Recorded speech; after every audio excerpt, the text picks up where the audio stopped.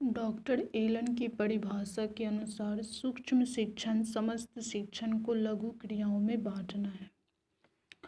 सूक्ष्म शिक्षण चक्र को निम्नलिखित चित्र की सहायता से समझा जा सकता है। पहला, पाठ नियोजन, शिक्षण, पृष्ठपोषण, उसके बाद पुनः पाठ नियोजन, पुनः शिक्षण, पुनः पृष्ठपोषण। सूक्ष्म शिक्षण के सिद्धांत, प्रिंसिपल ऑफ माइक्रो टीचिंग, यह वास्तविक अध्यापन है। इसमें एक समय में एक ही कौशल के प्रशिक्षण पर बल दिया जाता है। अभ्यास की प्रक्रिया पर नियंत्रण रखा जा सकता है। पृष्ठपोषण के प्रभाव की परिधि विकसित होती है। शिक्षण कौशल। शिक्षण कौशल क्या है? सूक्ष्म शिक्षण का प्रयोग शिक्षण कौशलों के टीचिंग स्किल्स विकास के लिए किया जाता है। शिक्षण कौशलों से तात्पर्य उन शिक्षक व्यवहार स्वरूपों से होता है जो छात्रों में अपेक्षित व्यवहार परिवर्तन के लिए प्रभावशाली होते हैं। एन.एल. गेज ने शिक्षण कौशल को इस तरह परिभाषित किया है। शिक्षण कौशल वह विशिष्ट अनुदेशन प्रक्रिया है जिसे अध्यापक अपनी कक्षा शिक्षण में प्रयोग करता है एवं जो शिक्षण क्रम की उन क्रियाओं से संबंधित होता है जिन्हें शिक्षक अपनी कक्षा अंतःक्रिया में लगातार उपयोग करता है।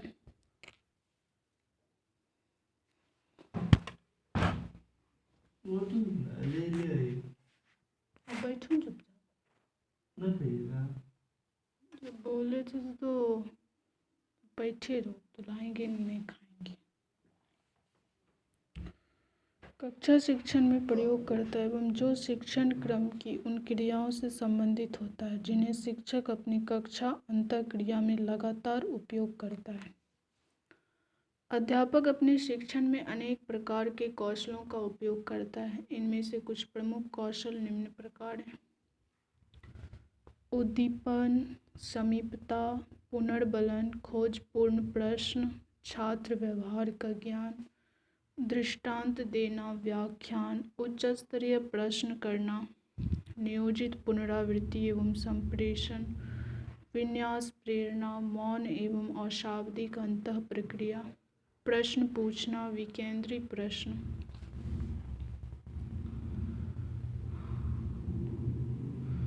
शिक्षण विधियाँ एवं शिक्षण व्यूह रचनाएँ। शिक्षण व्यूह रचना शिक्षण विधि से भिन्न होती है। शिक्षण व्यूह रचना का अर्थ है शिक्षण की रणनीति का निर्माण एवं उसका प्रयोग, जबकि शिक्षण विधि का अर्थ होता है शिक्षण का तरीका। यद्यपि कुछ शिक्षण व्यूह रचनाओं को आव्यूहों की संज्ञा भी दी जा सकती है, परंतु जब उन्हें आव्यूह कहा जाता है तब उनका उद्देश्य बदल जाता है। शिक्षण विधियों में कार्य तथा प्रस्तुतिकरण को महत्व दिया जाता है, जबकि शिक्षण आव्यूहों में उद्देश्यों को महत्व दिया जाता है। शिक्षण विधियाँ 3 प्रकार की होती है: कथन विधियाँ, प्रदर्शन विधियाँ एवं कार्य विधियाँ।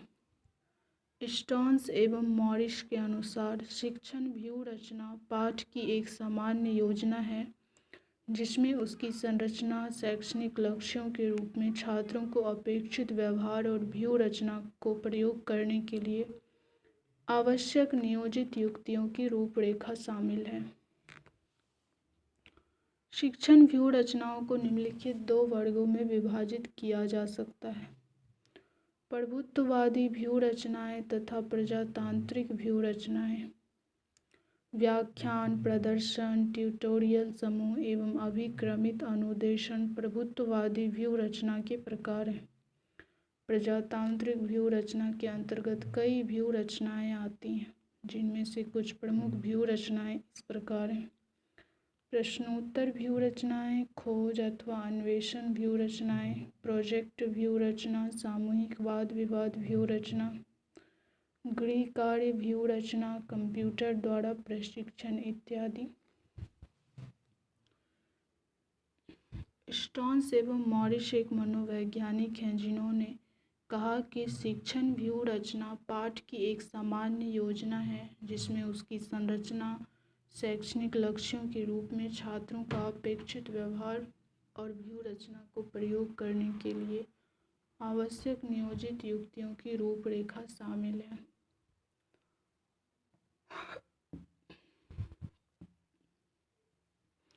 शिक्षण विधियों के प्रकार। शिक्षण विधियों के उपयोग से छात्रों में अपेक्षित व्यवहार परिवर्तन लाता है और छात्र शिक्षकों की सहायता से सीखने के अनुभव प्राप्त करते हैं। परंतु अनेक शिक्षण विधियों को छात्रों की समस्त क्षमताओं के विकास के लिए प्रयुक्त नहीं किया जा सकता। शिक्षक एवं छात्रों की भूमिका के आधार पर शिक्षण विधियों को 4 वर्गों में विभाजित किया जा सकता है। शिक्षक नियंत्रित अनुदेशन, टीचर कंट्रोल्ड इंस्ट्रक्शंस।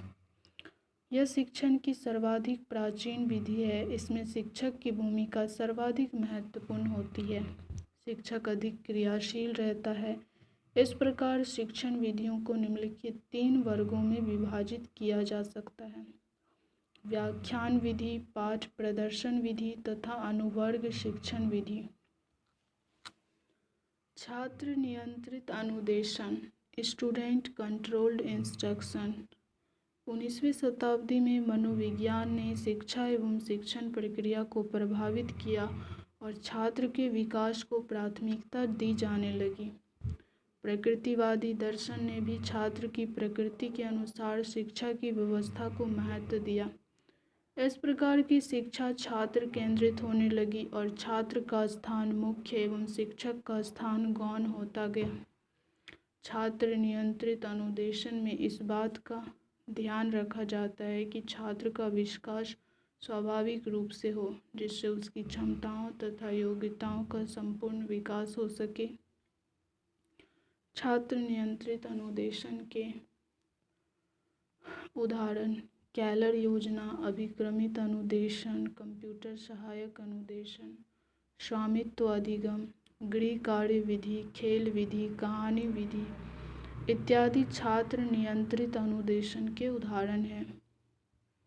तीसरा है समूह नियंत्रित अनुदेशन, ग्रुप कंट्रोल्ड इंस्ट्रक्शन।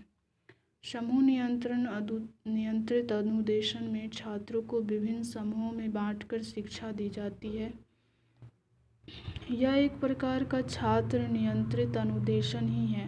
अंतर केवल इतना है कि इसमें शिक्षक छात्रों की पूरी निगरानी करते हैं। अनुकरणीय विधि, शैक्षिक यात्रा विधि, योजना विधि, ऐतिहासिक खोज विधि इत्यादि समूह नियंत्रित विधि के उदाहरण हैं।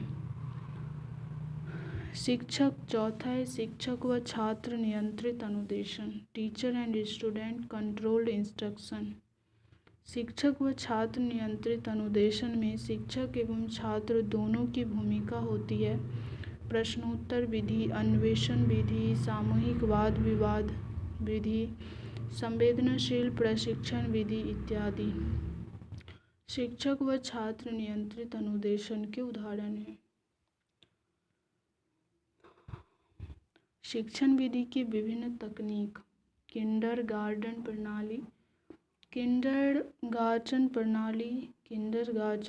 प्रोसेस के जन्मदाता जर्मन मनोवैज्ञानिक फ्रॉबेल हैं।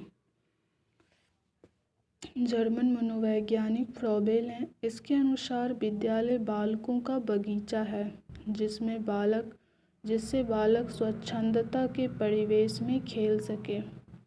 इस प्रणाली के तहत बच्चों को खेल के माध्यम से सिखाया जाता है। इन प्रणाली के कई लाभ हैं, जैसे शिशु शिक्षा पर बल, खेल द्वारा शिक्षा, बालकों की स्वतंत्रता, सामाजिक भावना का विकसित होना, प्राकृतिक वातावरण के साथ अध्ययन इत्यादि। दूसरा है प्रोजेक्ट या परियोजना विधि। प्रोजेक्ट शिक्षा प्रणाली का जनक किलपैट्रिक को माना जाता है। किलपैट्रिक, इसके अंतर्गत विभिन्न विधियों का प्रयोग होता है। अध्यापक वाद विवाद के माध्यम से बालकों के समक्ष समस्या उत्पन्न करता है तथा उसके समाधान के लिए कहा जाता है कि वह प्रोजेक्ट के माध्यम से समस्या का समाधान करे। प्रोजेक्ट बालकों की इच्छा के अनुरूप दिया जाता है। प्रोजेक्ट की समाप्ति पर उसका मूल्यांकन होता है। तीसरा है डाल्टन विधि। यह शिक्षा पद्धति 1920 ईस्वी में कुमारी हेलेन पार्कहर्स्ट द्वारा विकसित की गई। कुमारी हेलेन पार्कहर्स्ट द्वारा विकसित की गई। अमेरिका के डाल्टन नगर में वह 30 बच्चों की प्रमुख थी जो आयु तथा योग्यता में एक दूसरे से अलग थे। इन बच्चों की शिक्षा के लिए जो विधि अपनाई गई उसे डाल्टन विधि कहा गया। इस विधि की विशेषताएं निम्न हैं। शिक्षा का स्वरूप व्यक्तिगत भिन्नता पर आधारित था। स्वयं करके एवं अनुभव के माध्यम से सीखने पर बल, एक निश्चित समय में निश्चित कार्य करने पर बल, बालकों में उत्तरदायित्व तथा आत्मनिर्भर बनने की भावना का विकास करना, अध्यापक एवं छात्रों के बीच गहरा संबंध विकसित करने पर बल।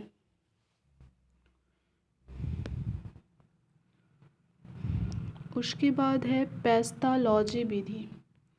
इस विधि के प्रणेता जॉन हेनरी पेस्टालॉजी थे। इन्होंने शिक्षा को मनोवैज्ञानिक रूप दिया तथा इनका बल शिक्षा शास्त्र पेडागॉजी पर था। पेस्टालॉजी विधि।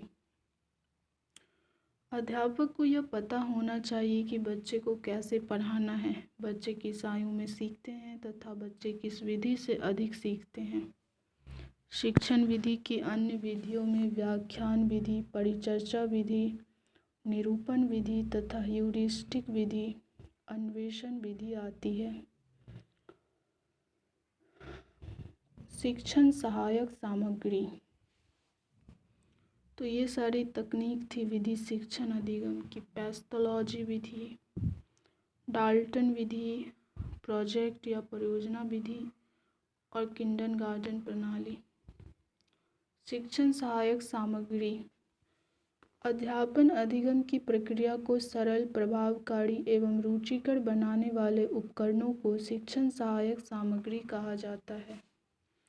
इंद्रियों के प्रयोग के आधार पर शिक्षण सहायक सामग्री टीचिंग एड्स को मोटे तौर पर 3 भागों में विभाजित किया जा सकता है: श्रव्य सामग्री, दृश्य सामग्री एवं दृश्य श्रव्य सामग्री। दृश्य सामग्री में चित्र, पुस्तक, नमूने, चार्ट इत्यादि। श्रव्य सामग्री में रेडियोफोन, टेप रिकॉर्डर इत्यादि। दृश्य श्रव्य सामग्री में सिनेमा, टेलीविज़न, नाटक इत्यादि आते हैं। दृश्य सहायक सामग्री। दृश्य सहायक सामग्री विजुअल एड्स का तात्पर्य उन साधनों से है जिनमें केवल देखने वाली इंद्रियों आँखों का प्रयोग होता है। इसके अंतर्गत पुस्तक, चित्र, मानचित्र, ग्राफ, चार्ट, पोस्टर, श्यामपट्ट, बुलेटिन बोर्ड, संग्रहालय, स्लाइड इत्यादि आते हैं।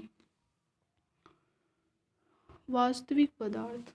वास्तविक पदार्थों रियल मैटर का तात्पर्य उन वस्तुओं से है जिन्हें बालक देखकर, छूकर अनुभव कर सकता है। ये बालकों की इंद्रियों को प्रेरणा देते हैं तथा उन्हें निरीक्षण एवं परीक्षण के अवसर प्रदान करके उनकी अवलोकन शक्ति का विकास करते हैं। दूसरा है नमूने, मॉडल। वास्तविक पदार्थों अथवा मूल वस्तुओं के छोटे रूप होते हैं। इनका प्रयोग उस समय किया जाता है जब वास्तविक पदार्थ या तो उपलब्ध ना हो अथवा इतने बड़े हो कि उन्हें कक्षा में दिखाना संभव न हो। उदाहरण के तौर पर रेल, हवाई जहाज इत्यादि के नमूनों का प्रयोग उनके बारे में बताने के लिए किया जाता है। चित्र, फिगर बच्चों को सिखाने में महत्वपूर्ण भूमिका निभाते हैं। चित्र के माध्यम से सिखाई गई बातें अधिक समय तक याद रहती है। चित्रों को आसानी से कक्षा में दिखाया जा सकता है। चित्र के चयन में शिक्षकों को निम्नलिखित बातों का ध्यान रखना चाहिए। चित्र इतने स्पष्ट, रंगीन तथा आकर्षक होने चाहिए कि प्रत्येक बालक उन्हें देखकर वास्तविक पदार्थों के आकार तथा रंग रूप से परिचित हो जाए। चित्रों में पाठ से संबंधित मुख्य बातें ही दिखानी चाहिए। चित्रों का आकार बड़ा होना चाहिए जिससे कक्षा का प्रत्येक बालक उन्हें बिना किसी कठिनाई के स्पष्ट रूप से देखकर आवश्यक लाभ उठा सके। मानचित्र। मैप का प्रयोग प्रमुख ऐतिहासिक घटनाओं तथा भौगोलिक तथ्यों अथवा स्थानों के अध्ययन करने के लिए अति आवश्यक है। मानचित्रों के प्रयोग के समय शिक्षकों को यह ध्यान रखना चाहिए कि इनके ऊपर इनका नाम, शीर्षक, दिशा तथा संकेत आदि अवश्य लिखा हो। रेखा चित्र, वास्तविक पदार्थ, नमूने एवं मानचित्र मैप तीनों के अभाव की स्थिति में किसी वस्तु या स्थान के बारे में अध्यापन के लिए उसके रेखा चित्र स्केच का प्रयोग किया जाता है। जैसे इंदिरा गांधी का चित्र, सुभाष चंद्र बोस का चित्र, ये रेखा चित्र स्केच हैं। ग्राफ के प्रयोग से बालकों को भूगोल, इतिहास, गणित तथा विज्ञान आदि अनेक विषयों का ज्ञान सफलतापूर्वक दिया जा सकता है। भूगोल विषय के अध्यापन में जलवायु, उपज तथा जनसंख्या आदि का ज्ञान कराने के लिए ग्राफ की विशेष सहायता ली जाती है। इसके अतिरिक्त इसका प्रयोग गणित तथा विज्ञान शिक्षण में भी किया जाता है। चार्ट्स के प्रयोग से शिक्षक को शिक्षण का उद्देश्य प्राप्त करने में सहायता मिलती है। चार्टों का प्रयोग भूगोल, इतिहास, अर्थशास्त्र, नागरिक शास्त्र तथा गणित एवं विज्ञान आदि सभी विषयों में सफलतापूर्वक किया जा सकता है। उसके बाद है बुलेटिन बोर्ड। बुलेटिन बोर्ड आधुनिक शिक्षा प्रणाली का एक उपयोगी उदाहरण है। इस पर देश की राजनीतिक, आर्थिक तथा सामाजिक समस्याओं के संबंध में चित्र, ग्राफ, आकृति तथा लेख एवं आवश्यक सूचनाओं को प्रदर्शित करके बालकों की जिज्ञासा को इस प्रकार से उत्तेजित किया जाता है कि उनके ज्ञान में निरंतर वृद्धि होती रहे। बुलेटिन बोर्ड को विद्यालय में किसी इतने ऊंचे उपयुक्त स्थान पर रखा जाना चाहिए जिससे सभी बालक प्रदर्शित की हुई सामग्री से लाभान्वित हो सके। ये बालकों के आकर्षण के केंद्र होते हैं। इस पर बालकों को भी अपनी एकत्रित की हुई सामग्री को प्रदर्शित करने के अवसर मिलने चाहिए। विविध प्रकार के बुलेटिन बोर्ड।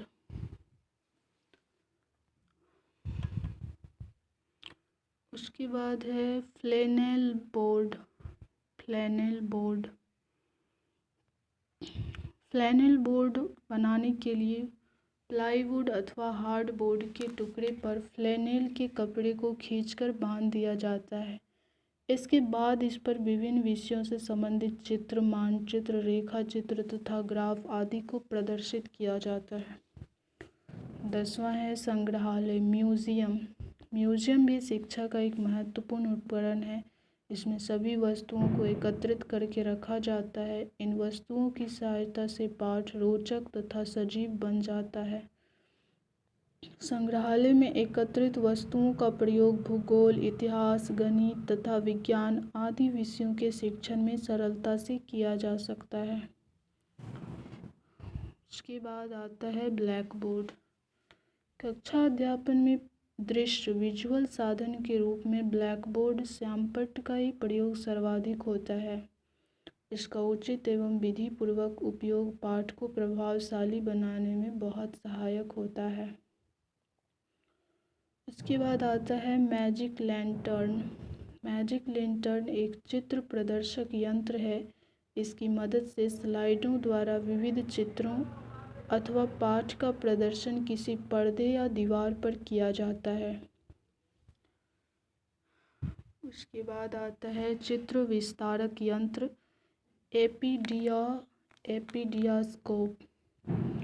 एपीडियास्कोप यानी चित्र विस्तारक यंत्र पाठ को अधिक स्पष्ट और रोचक बनाने के लिए एक प्रभावशाली यंत्र है।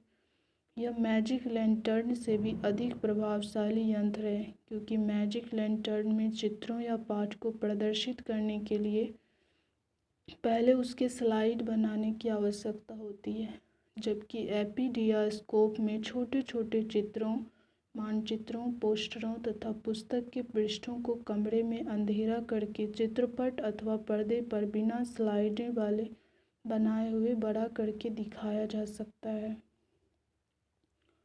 उसके बाद है स्लाइडें, फिल्म पट्टियाँ तथा प्रोजेक्टर।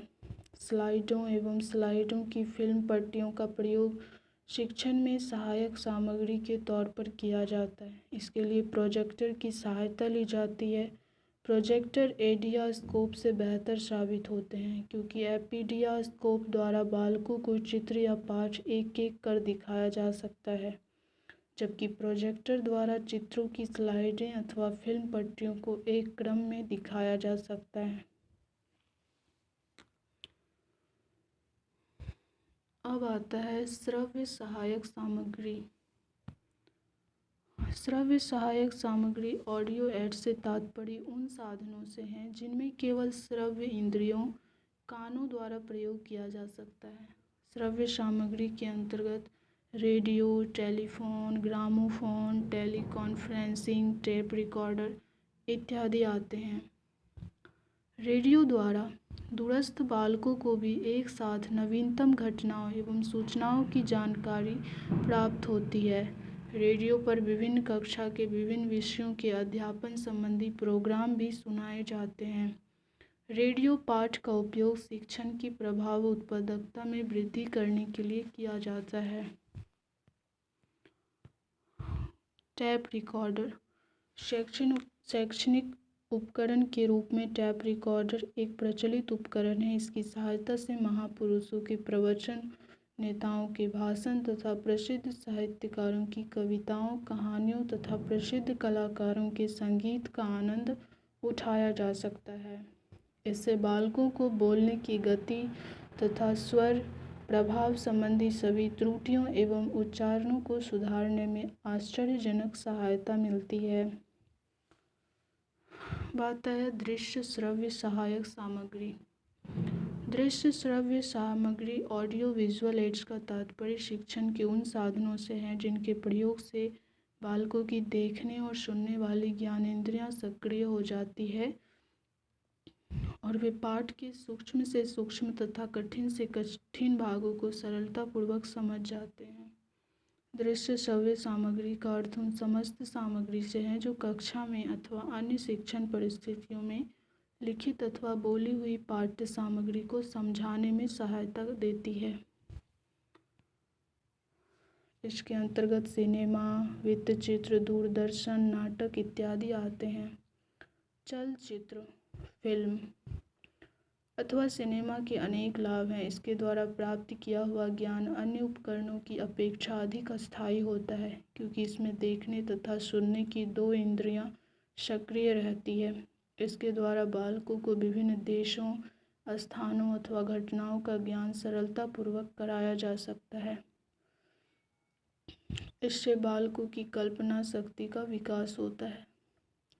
टेलीविज़न, चलचित्र से होने वाली सभी लाभ टेलीविज़न से भी प्राप्त होते हैं, किंतु सिनेमा की अपेक्षा इसका दायरा अत्यंत विस्तृत होता है। आजकल टेलीविज़न पे कई मनोरंजक कार्यक्रमों के अतिरिक्त कई प्रकार के शैक्षिक कार्यक्रमों का भी प्रसारण किया जाता है, जिससे बच्चों के ज्ञान में वृद्धि होती है।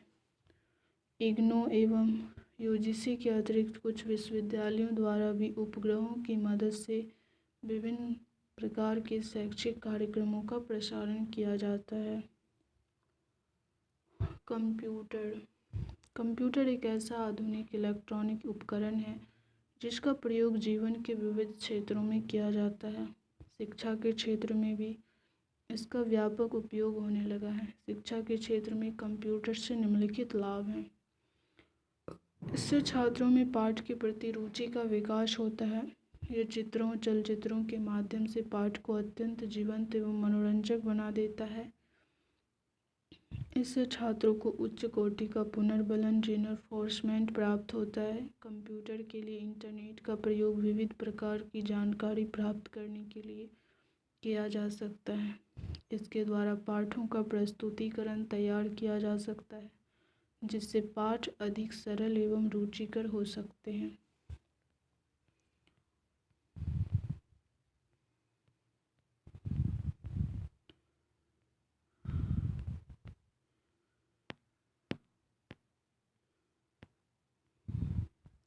शिक्षण का उद्देश्य होता है विद्यार्थियों को ज्ञान उपलब्ध कराना, विद्यार्थियों को पढ़ने के लिए प्रोत्साहित नहीं करना, विद्यार्थियों को बताना कि पढ़ने से कुछ प्राप्त, उपरोक्त में से कोई नहीं। शिक्षण का उद्देश्य होता है विद्यार्थियों को ज्ञान उपलब्ध कराना। एक का एक नंबर, एक का दो, वाई एक का शिक्षण का उद्देश्य होता है विद्यार्थियों को पढ़ने के लिए प्रोत्साहित नहीं करना। शिक्षण का उद्देश्य होता है विद्यार्थियों को ज्ञान उपलब्ध कराना।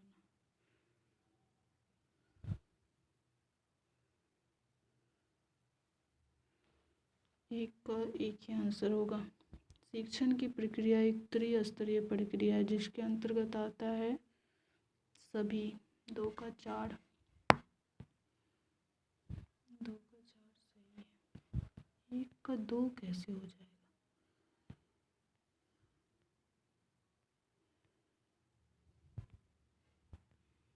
शिक्षण अधिगम का उद्देश्य क्या है?